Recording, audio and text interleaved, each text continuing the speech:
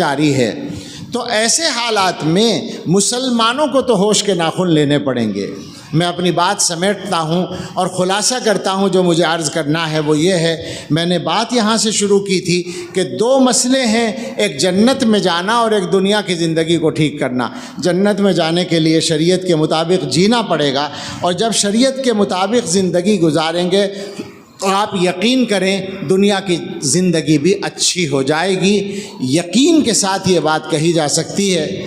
اب ربیع الاول کا مہینہ آ رہا ہے، سیرت کے جلسے ہوں گے اور بہت سارے جلسے ہوں گے، اور جلسے ہو کے خوشیاں منا کے پھر وہ گزر جائے گا ہر سال کی طرح، اور مسلمانوں کے حالات ویسے کے ویسے ہی رہیں گے۔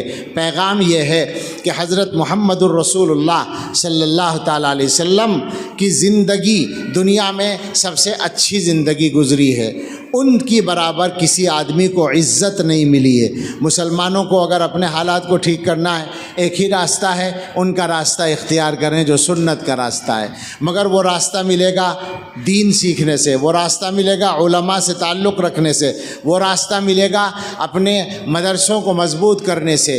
اس سے غافل نہ ہوں، اپنی دنیا کے کاموں کو بھی ٹھیک کرنے کی کوشش کریں، اور خدا کے واسطے کوئی بھی کام رسم کے طور پہ کرنا چھوڑ دیں۔